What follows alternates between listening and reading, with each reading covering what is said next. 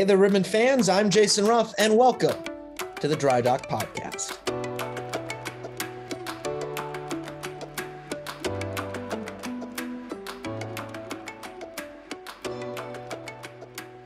Hey there, Rivermen fans. Welcome back to the Dry Dock Podcast. It's the podcast where we sit around and talk shop about the Peoria Rivermen, the 40th season, the championship season of Peoria Rivermen hockey, now that the ship is in dry dock, so to speak. Our next guest is a native of the greater Peoria area, of Morton to be specific. He was a broadcast intern for the Peoria Rivermen, as well as an actual broadcaster for the first year in the Rivermen Southern Professional Hockey League era, has gone on to do broadcasts in the ECHL, the AHL, and most recently, the NHL. I, of course, am referring to former Rivermen broadcaster Alan Fuehring. Alan, great to finally see you, and I'm so happy we could get together at long last. How are you doing? And obviously, congratulations on an exceptional season, not only with Bridgeport, but also with New York and Chicago as well. Got a few broadcasts up in the show. I appreciate it, Jason. It's great to connect with you and to meet you first time. I know through the screen. Hopefully we'll meet up face-to-face here soon. But, boy, that was by far the best introduction I think I've ever had. So thank you for that. I don't know that anybody's put more than 10 words together for an introduction, but no, I appreciate it. It was a lot of fun this past season, and here in Bridgeport in the American Hockey League, making it to the second round of the playoffs was a lot of fun. But hey, I've got to congratulate you. Congratulations on an awesome first year and a championship. And that's something that I didn't get to experience, but I'm so happy for you and for Jean-Guy and Bart and Katie and Andrew and everybody and the entire fan base. I mean, that was amazing to follow from out east here. So congratulations on that. I appreciate it, and I'm sure everyone appreciates it. And but really, you could say the foundation of this program and the way Jean-Guy Trudel runs his program, you could make an argument that it started, at least in the Southern Professional Hockey League era, in that first year, and you were a big part of that first year as the broadcaster. What were some of your memories of that first year in the SPHL with Jean-Guy Trudel?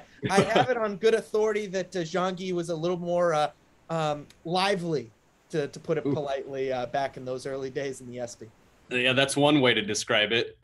What do I remember? I mean, long bus rides, which I know you still, head down the road a few miles to places like Pensacola and Knoxville and Fayetteville and all that. But I mean, I remember being on the bus with him and playing endless games of euchre, all different sorts of card games with him, leaving in the middle of the night, falling asleep as long as you can, waking up, you're still 3 hours from your destination.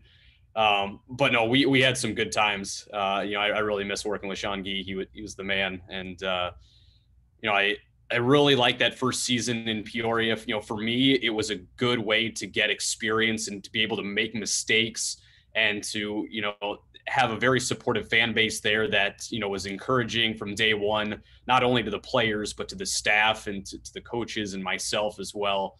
That's what I remember from that year, is just how welcoming everybody was, how much fun it was.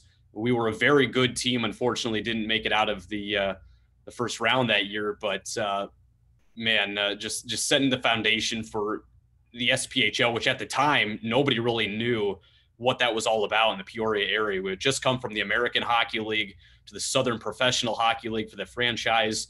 And folks just didn't really know what it was going to be all about, but, everybody bought in. It's awesome to see the fan base is still strong and lively, and to keep pro hockey in Peoria, all the credit there to Bart Rogers and to Bruce Sowers, back in the day. And, just to see how it's progressed has been amazing. And just to be a very, very small part of it right at the start was it's rewarding still to this day. And while some broadcasters, myself included, come in with, a little bit of an inkling about what the program and the history was, you actually had an advantage because you were an intern under the great Brendan Burke. There's a wonderful picture out there on Twitter of you two out there up in the press box here at Carver Arena. You were there for an intern with Brendan for about 3 years, from 2009 to 2012. What was that experience like, not only for you and for him, but how did that set a foundation for you and your broadcast career that was able to help you transition into the pro job when you basically sat in Brandon's seat for the first year? Yeah, no, Brendan has been a huge influence to me. And looking back, it's funny, like right away, I didn't know who would be the bigger influence, whether it be him or Cleve, David Minion there, because he had an impact on me as well. I don't want, to get through this podcast without, mentioning him, because he was a big help as well. And still to this day is. So, Brendan and I seemed to click right away. He trusted me as a sophomore at Bradley University, 19 years of age, coming in, just helping him out. And, I did as much as I could for him, because I knew that, someday that might, pay off, and he might, return the favor down the road. So I did whatever. If he said, Alan, I need you to do this, it was yes. No problem. I'll have it, in 10 minutes or whatever it was, whether that was game notes or whether that was, folding puck. I think it was puck presses. Yeah. Katie would know that. I don't know if you guys still do. No, we still have them. Still have them. Great. The corn dog bites, the Laffy Taffies, anything that I could get, I did. And, I was just kind of that guy my sophomore year. And then he gave me a little bit more of a role my junior year, and I loved it. And I came back, and I came back again my senior year, and was there in 2012, as you mentioned, Jason. So, we had a good relationship. We still do to this day. I talked to him today on the phone. So, I owe a lot of my success to him. And, obviously he's catapulted into the number 2 role for TNT, and you can kind of see him anywhere in the country now, depending on, the games and the game of the week. But, I'm in the New York Islanders organization, got hired a week earlier than he was hired by MSG to be the New York Islanders broadcaster. So it's funny how it's all come full circle. And now we're still, working together in some ways way out here. I do want to make sure that's known, though, that I was here first by a week or so. Might have been 2 weeks, I don't remember, but it's been fun to kind of reunite with him way out here. You can hold that Laffy Taffy over him. So corn dog bites and Laffy Taffy, man, you guys were living it up. You guys had the good life in the press box. Nowadays, we basically have a few waters, some cough drops, and that's about it. Oh, you got to get on Bart for that. Yeah, something like that. And maybe that's just personal style. I don't like to have food up in the press box. I eat early and then go to work. But as a Morton native, being able to spend so much time and work with a team that arguably you grew up watching and admiring, aside from the Chicago Blackhawks, of course, that had to be really incredible for you. What was your earliest memory growing up in the greater Peoria area in Morton about the Peoria Rivermen? Yeah, I came to games as a little kid. My grandfather took me. My uncle is in hockey, previous head coach in the NHL and the AHL, and as a former player as well. So whenever he came to town with my cousins, what else you do? Like we went there, especially in the winter months. And so I grew up around the team. I had no idea as a 7-year-old coming to games at Carver Arena that was literally going to be the team and the building that would springboard my career. But, I always had fun. My earliest memories were just the pace of the game, how fast everything happened, the hits, the sound of the ice, the skates, all of that stuff. And it drew me in. And, it's like a lot of different things. You are there at such a young age and you take it all in and you think to yourself, like, this is pretty cool. I've got to come back. And you come back and you have a great time again. And you say, I got to keep coming. And, as you get older, to me, like it never got old.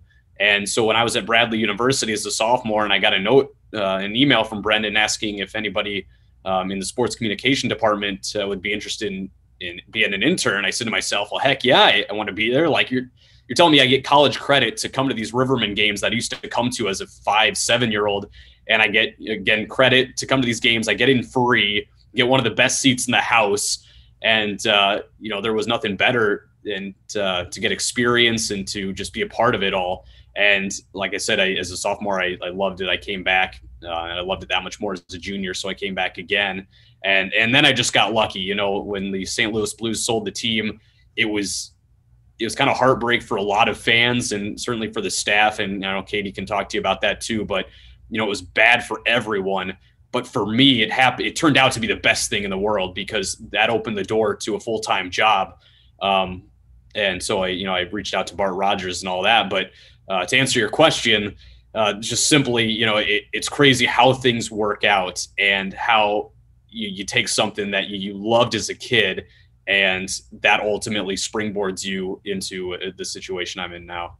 Well, it certainly did springboard you, but how did Peoria help set you up? Because as soon as you got out of Peoria, you went right to the ECHL, Greenville Swamp Rabbits, and then transitioned that one into the, at the time, I believe the Bridgeport Sound Tigers, they were called. Now it's just the Islanders. But you've turned that into a very long, successful AHL career, and knocking on the door of I think personally, some NHL experience as well. How did Peoria set you up for the career you have right now, do you think? Yeah, I mean, a lot of support. You know, the staff, the fans, as I've already mentioned, were extremely supportive and welcoming. You know, at that level, again, like, I didn't care that I made mistakes. Like, and I'm sure you could talk to some of those longtime fans, some of the ones that knew me, you know, from day one there. Like, I was probably really bad in 2013, 14. And I actually still have, you know, some recordings of those games. And I listen back sometimes and I cringe. But, like, that was such a good way to start, because you feel like you already know a lot about the game, and you do as a fan, but then you kind of dive into what it takes to work for a team, which I had some background as an intern. You know, I worked a little bit with Jean-Guy on some things, and, you know, got to know the game from the coach's office and the perspective of the actual locker room versus the stands. And, you know, it was just such a good foundation. And then, you know, you get to the ECHL, and the pace of play is very similar. You know, the game itself is all the same. You know, the staff at the Greenville office that I worked in, Greenville Road Warriors, which became the Swamp Rabbits, it was all very similar. And not even that many more eyeballs. Like, it was about the same deal as far as the audience goes and the people who are listening. And so, again, another level that was great to be able to learn on the fly and make mistakes and not worry about it. And then, you know, it's still that way. You're still in the minor leagues here in the American Hockey League. You have, you know, a few more people checking in. Certainly, you know, folks who are fans of the New York Islanders who want to see how their prospects are doing, they'll tune in. But, you know, it's all the same. And it really, it started for me in Peoria, but just living the lifestyle for the first time, going out on the road, as I mentioned before, witnessing things from the coach's office and from the locker room versus just the press box. And again, just living through it, you know, going on the bus trips as you are right now, you know, working out of the hotel room, going to morning skates on the road and all of that. Like, that was my introduction was the Rivermen. Oh yeah. Working out of those hotel rooms until the wee hours of the morning, keeping the athletic trainer up. That was basically the entire playoffs. My goodness. That and living on my couch because some stuff going on in my apartment, but that's a different story from another time. Alan, I know you're a very busy man over the course, especially towards the end of the Peoria Rivermen season. But how much of the playoffs or of the season did you manage to catch track of? Yeah, quite a bit, actually. I still follow the team quite a bit, certainly on Twitter and Facebook and all of that. You know, we obviously have games on weekends as well, so I didn't get to tune into as many of your calls as I wanted to. But, you know, I catch the highlights. You know, I know you guys put those out online, and certainly that championship game, you know, I was tuned in. So congratulations on that. It was an awesome call. Hope you feel good about that in this season. But yeah, I'm way out here in Connecticut in the Northeast, but I still tune in all the time. And I was very happy to, you know, see you guys win that. And, you know, we have a lot of alumni out here. Brent Thompson is our head coach in Bridgeport. He's a former Peoria Rivermen assistant coach. So he was, you know, thrilled to see that success as well. So yeah, we're all out here, and I'll still, you know, cheering and pulling for you, and hopefully you guys can go back to back here next year. Here's hoping. I know Jean-Guy Trudel has already got the wheels going for that cup title defense run. Ed's had a chance to speak with him last week. Obviously, remember, fans, you can catch part 2 of our Rivermen interview with Rivermen head coach Jean-Guy Trudel on YouTube. That is also out there as well. Alan, I also have to give a little bit of a shout out because I am uber jealous of you as a proud Michigan State alum, that when you had a chance to go call a New York Islanders game, you also had a chance to sit next to Michigan State standout and legend Anson Carter. Again, super jealous.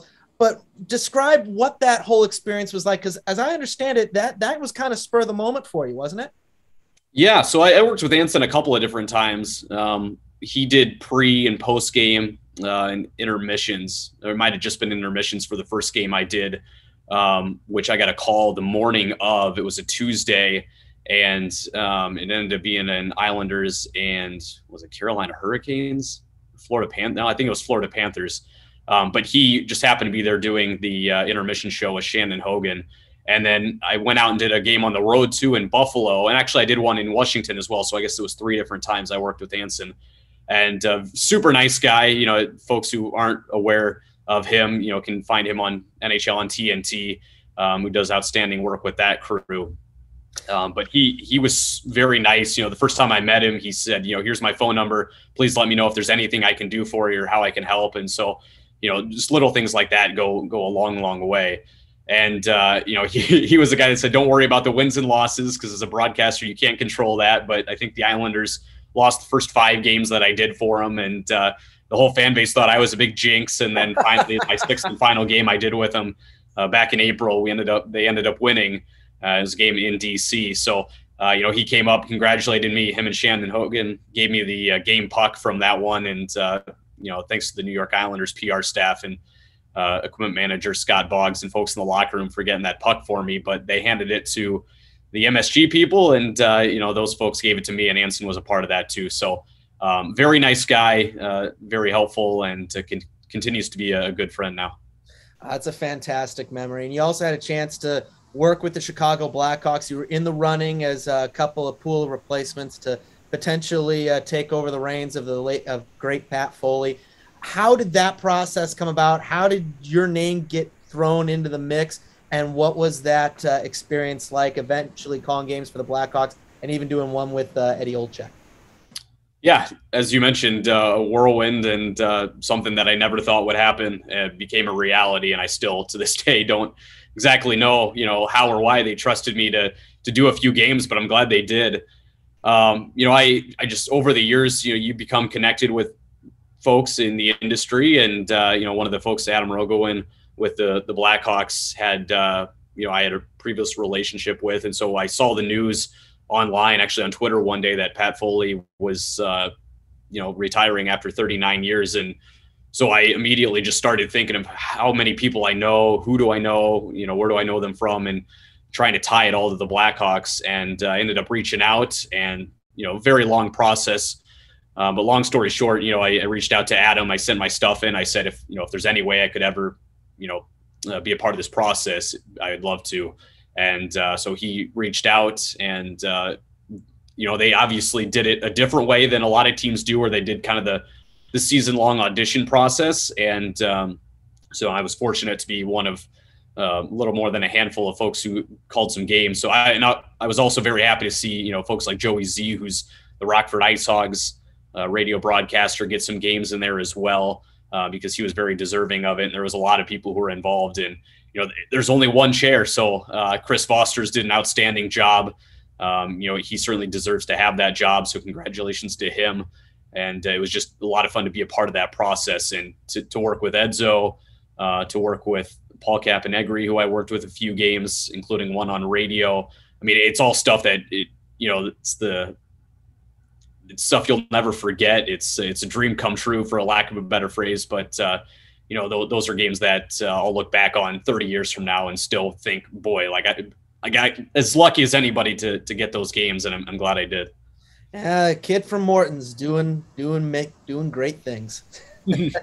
I try. Hey, you know, again, it's all a credit to the Rivermen. And, you know, thank goodness I didn't quit that first year after those 18-hour bus rides to Pensacola and all that. But tell you, you know, you keep grinding. Anybody can do it. You know, I'm nothing special. You can do it too, Jason. And you know, a lot of great talent has come through that Rivermen press box.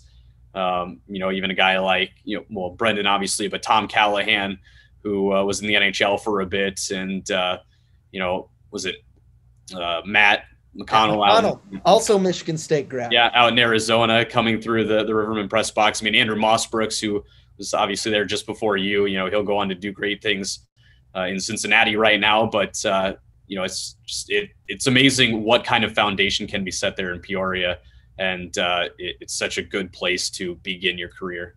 Oh, it's a fantastic place. Last question for you, Alan. before I let you go, I know you're a very busy man out there on the East Coast. Now that you are in the off season, what does the off season look like for you? What are your plans now that the Islanders ship is now in dry dock, so to speak? Yeah. So, I mean, to be honest with you, I don't think it's ever really in a dry dock, quote unquote. There's always something going on.